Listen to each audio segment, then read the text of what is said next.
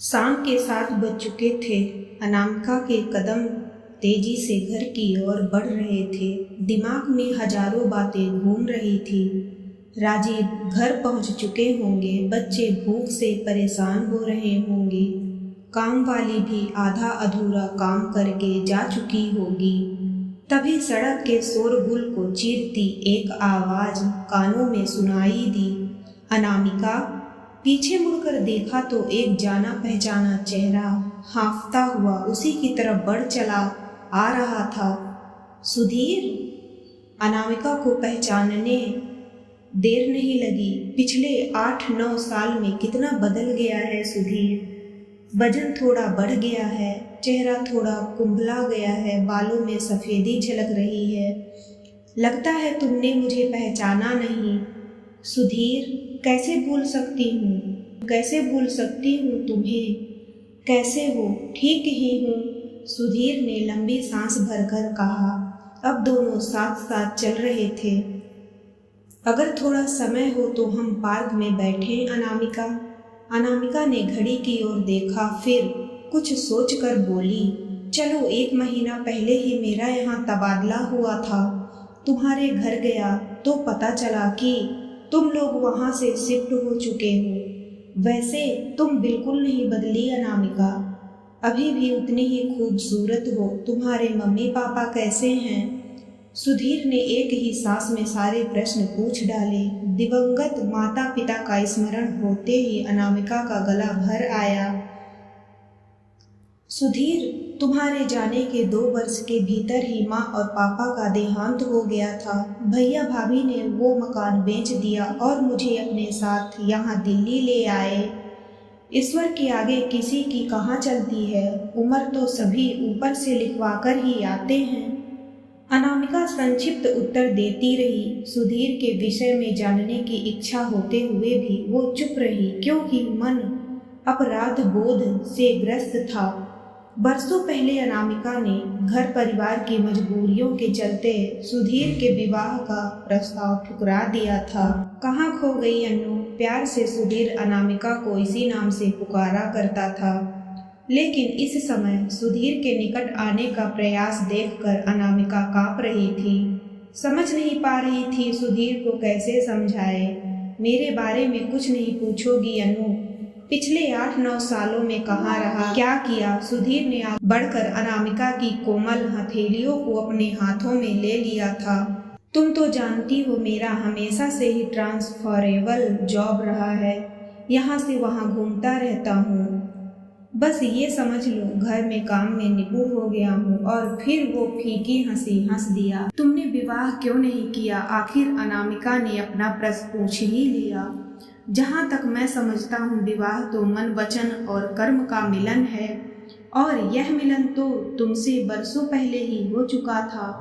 सुधीर ने भावुक होकर अपनी बात कही तो अनामिका खुद को छुड़ाते हुए उठकर खड़ी हो गई। अब चलना चाहिए, घर पर सब चिंता कर रहे होंगे। भैया भाभी से एक बार मिलवाओगी नहीं? सुधीर, इंसान सोचता कुछ है, होता कुछ है। पिछले 8 वर्षों में बहुत कुछ बदल गया है। कहते हुए अनामिका नोएडा जाने वाली मेट्रो में चढ़ गई और सुधीर उसके विचित्र व्यवहार से अचंभित वहीं खड़ा तेजी से भागती हुए मेट्रो और उसमें बैठी अनामिका को देखता रह गया, जो बरसों की प्रतीक्षा के बाद उसे मिली थी और एक झलक दिखलाकर ना जाने कहाँ लुप्त हो गई। मेट्रो की खिड़की से छोटी होती जा रही सुधीर की आकृति और उसकी अवस्था देखकर अनामिका की आंखों से आंसुओं की अविरल धारा बहने लगी। वह बहुत बेचैन थी। सड़क के दोनों ओर कतार में सजी सवरी दुकानें उसकी जिंदगी के बीते वर्षों की तरह पीछे छूटती जा रही थी। कितनी बार सुधीर ने साथ इन सड़कों पर घूमते हुए ठहाकों में डूबी खुशनुमा बात शामें बीती थी।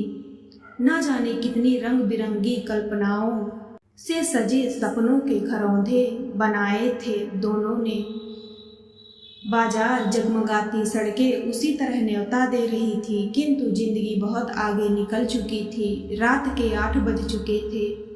तेज कदमों से वो घर की तरफ बढ़ रही थी, लेकिन दिल और दिमाग पर सुधीर की छवि उसकी बातों की गूंज, स्पर्श की महक का सुखद एहसास विद्यमान था। घंटी बजाते ही राजीव ने दरवाजा खोल दिया।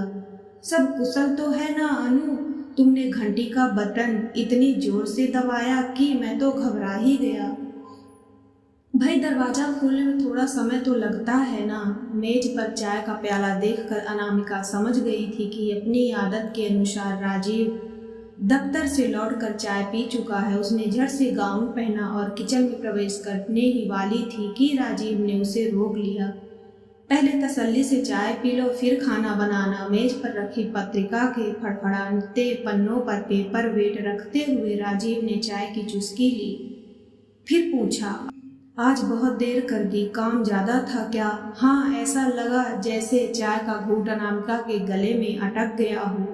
बात पलटने के अंदाज में उसने पूछा, बच्चे कहाँ हैं? रितेश सो रहा है और सोनू पड़ोस में मुन्नी के घर कॉपी लेने गई है।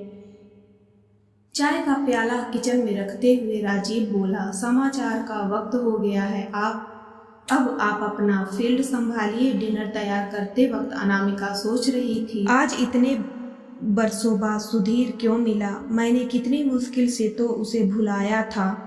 वक्त ने आज उसे किस मोड़ पर लाकर खड़ा कर दिया है। अतीत के गलियारों में घूमते हुए ही उसने भोजन तैयार कर लिया और रोज की तरह सभी को मेज पर पहुंचने के लिए पुकार लगा दी। सभी झटपट खाने के लिए पहुंच भी गए। अनामिका की हलक से एक भी निवाला नहीं उतरा, सिर दर्द से फटा जा रहा था। वो चुपचाप आकर बिस्तर पर लेट गई, किंतु आंखों में नींद नहीं थी। अतीत में सुधीर के साथ बिताए प्यार भरे पल सिलसिले से आंखों के सामने आने लगे थे। शहर के शोर शराबों से दूर, पेड़ों के झुरमुट से घिरे एक टीले नुमा स्थान पर वो दोनों अपनी रंगीन शामें गुजारा करते थे। सुधीर हमेशा कहता, अनामिका वो देखो, दूर पहाड़ियों के पीछे लाल सूर्य का गोला डूब रहा है और अपनी लालिमा से सारे आकाश को रंगीन कर रहा है। इसी तरह मैं भी तुम्हें हमेशा हंसते मुस्कुराते देखना चाहता हूँ। सुधीर, मैं भी तुम्हें बहुत प्यार करती हूँ। कहते हुए अनामिका भी सुधीर की बातों में सिमट जाती। अनामिका, अनामिका, भाई सपने में किसे प्यार कर रही हो? मैं तो यहाँ हूँ तुम्हारे पास। राजीव ने प्यार से उसके माथे पर चुंबन अंकित करके कहा। ओ राज, तुम आ गए। नींद में मैं तुम्हारा ही सपना देख रही थी। सुबह नींद से उठते ही दैनिक दिनचर्या के काम निपटाकर अनामिका ऑफिस के लिए निकल पड़ी। इस दौरान सुधीर का ध्यान बराबर उसके मन मस्तिष्क पर छाया रहा। उसने जानबूझकर दूसरी बस पकड़ी और आवाजाही के लिए दूसरा रास्ता पकड़ लिया, किंतु मन अशांत ही था। हर महीने के दूसरे शनिवार को वो सब बच्चों के साथ घूमने के लिए जाया करते थे। इस बार भी जू का प्रोग्राम तय हुआ था। बच्चों के मनपसंद पकवान बने, मोबाइल पर गाने अपलोड हुए, साथ ही बैडमिंटन, सब सामान जुटाकर वो सभी जू पहुंच गए। टिकट खिड़की के पास ही किसी ने अनामिका को आवाज लगाई तो उसने पीछे मुड़कर देखा। सुधीर था। अनामिका के दिल की धड़कन बढ़ गई। राजीव भी जड़वत वहीं खड़ा हो गया और तेज तेज कदमों में अपनी ओर आते सुधीर को देखने लगा। अनामिका, तुम उस दिन अचानक कहाँ खो गई थी? सुधीर ने पूछा। उस दिन मैं जरा जल्दी में थी। आओ मैं तुम्हारा परिचय करवा दूं। अब तक राजीव और सुधीर की आंखें एक दूसरे से टकरा चुकी थी। राजीव, ये सुधीर है, मेरे कॉलेज का दोस्त, और ये मेरे पति राजीव। कहते हुए अनामिका की आवाज गले में ही अटक गई। राजीव ने सुधीर की हाथ बढ़ा दिया, किंतु सुधीर हैरानी से दोनों को देखता रहा और फिर बिना कुछ कहे ही वापस लौट गया। राजीव की बेचैनी और बढ़ गई। बड़ा अजीब आदमी है, इतना परेशान क्यों हो गया? राजीव ने कहा। पता नहीं, अरे बच्चे कहाँ निकल गए? जाओ इन्हें बुला लाओ। राजीव बच्चों के पीछे भागा और अनामिका की डबडबाई नजरें दूर जा चुके सुधीर के पीछे दूसरे दिन अनामिका ने ऑफिस जाने के लिए पुराना रास्ता ही पकड़ा, क्योंकि अब कोई डर नहीं था। आशा के अनुरूप सुधीर चौराहे पर खड़ा पहले से ही उसकी प्रतीक्षा कर रहा था। दूर से ही उसे देख अनामिका ठिठक गई। वो पीछे मुड़ने ही वाली थी कि सुधीर उसका रास्ता रोक कर खड़ा हो गया। नहीं अनामिका, मैं तुम्हें नहीं जाने दूंगा। सुधीर, हटो, कोई देख लेगा तो क्या सोचेगा? मैं शादीशुदा हूँ। हाँ, लेकिन तुम्हें मेरे सवालों का जवाब देना होगा। मुझ में क्या कमी थी? तुमने मेरे साथ विवाह करने से क्यों इनकार कर दिया? जरूर बताऊंगी, अगर थोड़ा सा समय हो तुम्हारे पास तो। कुछ देर सामने कॉफी हाउस में बैठे सुधीर सहर्ष मान गया। जब तक बैरा कॉफी लेकर आता, अनामिका ने कहना शुरू किया, सुधीर, तुम तो जानते ही हो मेरे दोनों भाइयों ने मेरे माता पिता को अपने पास रखने से मना कर दिया था।